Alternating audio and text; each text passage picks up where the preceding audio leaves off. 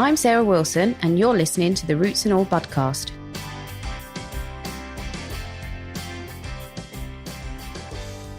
Hello, and welcome to this week's Budcast. I wanted to release this as a full episode, but the second half of this interview is really important to anyone who loves plants, and I felt I should share the information sooner rather than later.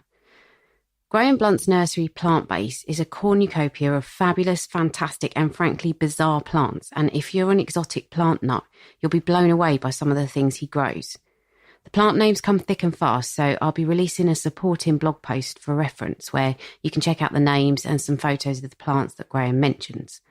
And if exotic plants aren't so much your thing, stick with it anyway, because the information he imparts at the end has serious and potentially very dramatic consequences for anyone buying or dealing with plants. And it's information that not many people in the industry or the media are talking about right now.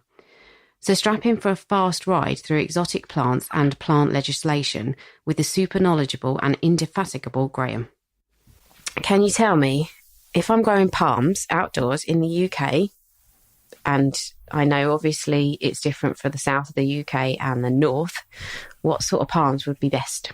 Well, you're quite right. There's a lot of variation as to where you can grow palms, depending where you are, whether you're in town or on the coast or in urban areas in the countryside. The one true reliable palm is Trachycarpus fortunei. You cannot go wrong with that. That survived the beast from the east where we are. We've had temperatures down here to minus 16. They survived that, no damage. So you can always have Trachycarpus. The next best one after that is the blue Hessler palm, whose name totally and utterly escapes me. That's a nice palm. That's also very, very hardy, as is Gilead chilensis. Both these can handle about minus 12, minus 14 or thereabouts. But it all depends on the microclimate, and microclimate is key. The next one after that is the Canary date palm, the Phoenix canariensis. That can reliably handle 10 to 12 degrees below freezing. And again, if you live on the coast in Brighton or you're in an urban situation or London, then you can get away with these guys, no problem at all. And there's a few other smaller palms that will do the trick as well. Does it depend on the soil that you've got them in as well? No, soil doesn't seem to make any difference. A few of the palms, like the Sabal palm and some others, need really well-drained soil, but most of them, it's just bog-standard soil, to be honest. Okay. And I know that you grow some outdoor succulents in your nursery, and also you mentioned cacti. Is there anything that would survive outdoors in the UK? There is actually quite a lot. I'll start with opuntias. All the opuntias that grow in the Rocky Mountains, in the Appalachian Mountains, in the Blue Ridge Mountains, sadly not in Virginia, or I could break into song, if you know what I mean. Yes. But these guys are all hardy. They can take winter wet. I've had these guys growing outside here when we had minus 16 winter, with rain, with snow, with cold, and they're absolutely fine. It's what they're used to. There's a few of the Chilean a few of the Chilean cacti like Mejiounipoa pigii. That's as tough as old boots, even though it comes from the Atacama Desert, because there it's mist every day, it's get wet every day. It can take the winter wet. Echinopsis chilensis is another one that can take the winter wet. So certainly there's a good selection of cacti. There's the Opuntia, Simiopuntia imbricata, which grows as far north as Kansas in America. So that's totally hardy as well. The tree cholla, I do believe it's called. Vicious little sod it is. In terms of succulents, again, there's loads. If you're in a mild area, you can get away with more hardy of the agaves. Certainly there's plenty of South African succulents that are totally hardy. A lot of the delospermums and delospermums and all those guys, a lot of them are hardy. Most of the yuccas are very hardy. There's actually a huge, huge list, which is totally hardy, even for our country. And if it snowed, would you need to go out and get the snow off them? Is it a case of if they get wet and soggy up top? No, they're still fine? If they can handle the rain, they can handle the snow, it's not a problem. And the one thing you can't do, and I'll throw this in here, is don't tie up your cordylines to protect them from snow. It's the worst thing you can do because it traps the water in the crown and that will rot out the crown, so don't do it. Okay. Good advice. So if I was looking for some really unusual, exotic-looking trees to put in my garden, what are some of your favourites?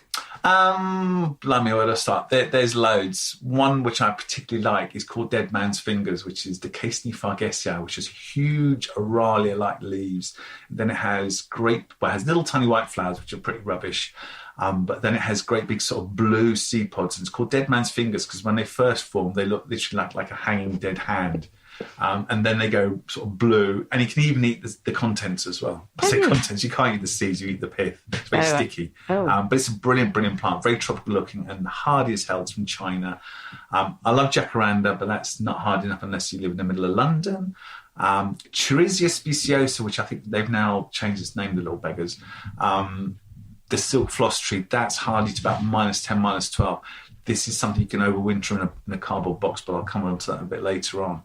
Some of the erythrinas, not necessarily Christogale, which is a normal boring one, but some of the more funky ones like Latissima with the huge leaves. Again, not hardy, but there are ways of overwintering these guys. Okay. And talking of overwintering, if someone's got a banana, does it depend what species they've got? Yeah, totally. The truly hardy one is Basdew. That is the one that everybody grows. You always hear of other bananas which are supposedly fantastically hardy. It comes from, I don't know, the North Himalayas. It's going to be great. They never are. Basdew is the only true reliable one. You've got ones like Sycamensis, which are good, but they're still not hard enough. Again, it comes down to where you live, whether you're in an urban situation, your microclimate. And there are ways, even if you're on the open, of cheating to develop your garden so you can actually protect certain areas of it with shield belts and overplanting and underplanting and stuff like that. Mm-hmm. So going back to that method that you've been using to overwinter things, I think you've been using it for what you've described as Cortex plants. I'm not going to pretend I know anything about these, so I'm just going to let you talk on this. Right, Cortex plants basically are plants that have created a way of storing water in periods of drought, and they store it in flattened trunks or flattened root systems. And what happens is you could have a nice wet hot summer, and then come the winter or come the summer, whichever way around it is, it goes bone dry, and they shed the leaves, they shed the roots, and they sit there dormant for anything up to 4, 5, 6 months. And then come the rains, they reactivate. For our purposes in a cold climate, you use it for the winter. So I've got these big, I'll give you an example, Erythrina latissima, which I mentioned before, huge leaves, about sort of 2 spans of your hands across. Fantastic thing, not hardy, has a great big swollen root system. And what I do, come October, I let them dry out, I take them out of the pot, I shake off the compost, the leaves fall off, the roots fall off, the little branches fall off. I stick them in a cardboard box. Obviously, I label them because otherwise I get all these things muddled up. And I keep them, for my purposes, in our bathroom for the whole winter. And they just sit there, totally naked, in the box for the whole winter. It's coolish in the bathroom, but it's not cold, and it's fairly shaded as well. Then come the spring, and this is where I've gone wrong in the past. I reactivate them now indoors. In that, I've literally just popped them all up in the last few days. I've started watering them, and already some are showing signs of life. What you don't want to do is what I've done in the past, is where I've reactivated them in my polytunnels, and then we've had a cold spell, and they've gone and rotted. Once they've got the leaves, they're safe, but before the leaves go, there's danger of rotting. But it's a really cheap way. No central heating, no central heated greenhouses or anything like that. It's just a cardboard box in a room. And are there any houseplants that we might grow from that group that we might think, oh, it's died over winter, but actually it's just going dormant? No, because most houseplants that we grow as houseplants tend to be evergreens, so they're growing all year round. If it has faded away over the winter, I'd say you've got a dead plant. Sorry. Yeah, fair enough. Okay. And how about shrubs? What are some of your more favourite ones, and what are some, again, that would survive outdoors in the UK? Well, I'm afraid this is sound only, so I can't show you my pride and joy, which is an Isopoga anethiflorus, which is a member of the Protea family from Australia, and it's about 4 foot tall, and it's multicoloured because I've starved it, and it's absolutely thumping. When I take this to show at shows, I have had people offer me their wives and their daughters and their mothers to get one of these. It's that wow. Right, okay. Well, that's one of my favourite ones. All right, I'm going to say it. I like the whole Protea family, your Banksias, your Proteas, and that kind of stuff. A, because they're all pain in the backside to grow, but B, they're so beautiful when they do come to something. Okay, I will go around your polytunnel and take some pictures, I think, because otherwise it'd be a bit unfair to be talking about all these lovely plants. And how about grasses and restios, that kind of thing? Restios are reasonably hardy. If you want the foolproof one, go for Baluskian tetraphyllum, which is, of all the restios, it's actually an Australian one, but it is the hardest of the lot. I've had that survive just through -16. The best and most gorgeous resto and it's worth its weight in gold is Canary grandis, which is absolutely stunning. It's only hardy to about 12, 14 degrees below, but boy, is it beautiful. Grasses, I've got this lovely, fantastic new one, which I'm trialing, which is called Triahinia lutoriparia or something like that. This guy is a monster. It hoofs out from nothing to 25 foot, which is what, 4, 5, 6 meters, 6 meters, 7 meters, 8 meters even. 8 in a year. It absolutely knuckles it out. It is wicked. This isn't that thing you tried to flog me last year that you said they were growing at Dixter and that is... No, that's... Is that different? Another thug? That's different. That's red stem sugarcane. That grows 3 centimetres a day. And that, if Brexit go a bit tits up, you can grind into your own sugar. So that's what was that called again? That's the red stem sugarcane. Right, Saccharum officinale red stem, I guess. And that's literally 3 centimetres a day. And you can eat the sugar in it. So that's separate. You've just found another... beast. Oh yeah, this year. This is awesome. This is totally hardy. I believe the Germans are using it as a biofuel, but it absolutely thumps it out. I mean, it makes the Arandos look like absolute wussies. So, in that vein, is there anything new that you're experimenting with this year that you're particularly excited about, apart from that? Yeah, I mean, my excitement changes from plant to plant. I'm doing some more isopogons because they're just so gorgeous. I'm trying some more pachypodiums because they're just so bizarre. I'm not doing these necessarily for sales. This may not work sales-wise. It's actually for my own pleasure, really.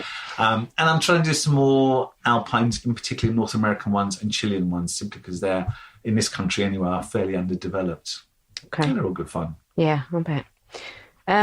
So we've spoken in the past about where you get your stock from and how the fact that you don't import stuff allows you to take your stock to places maybe other people couldn't. Can you just talk a little bit about that? Yes. At the moment, my nursery is 85% self-sufficient. And what I mean by that, we grow, every single sales plant here is born on site. But I still import about 15% of my seeds from abroad. And I'm hoping by December to bring that down to 95% because of certain rule changes, which I'll come on to in a moment. Basically, I want to be a self-generating nursery. I've got to be compliant with Nagoya. I've got to be compliant with CITES. I've got to be compliant with plant health because I do sell quite a few plants to people like the Body Shop or to laboratories. And the provenance of the plant has to be absolutely spot on, based mainly for legal reasons and also for cultural reasons. Okay.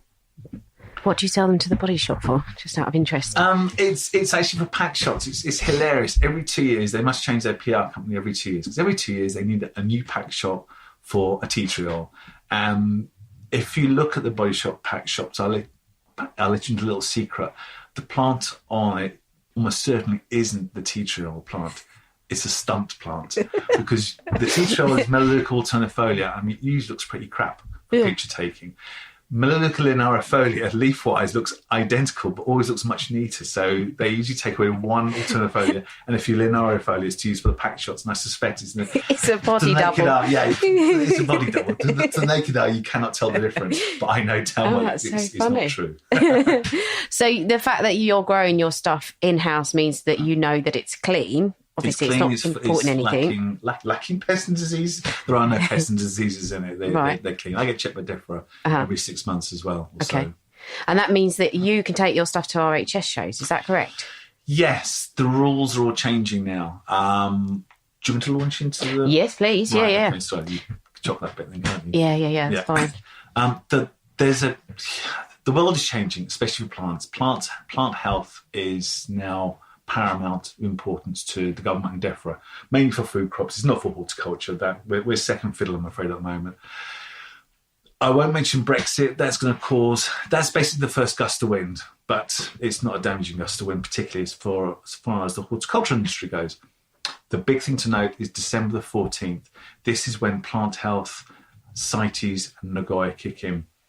Now, Nagoya is a treaty that was formed in Japan in the town of Nagoya, and basically it gives intellectual copyright to plants that are grown in your area. So, for example, let's take hostas. All hostas come from Japan.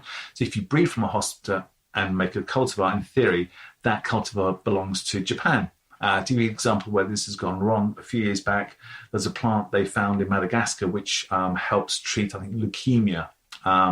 And the drug companies developed it, processed it, grew it, made a fortune out of it.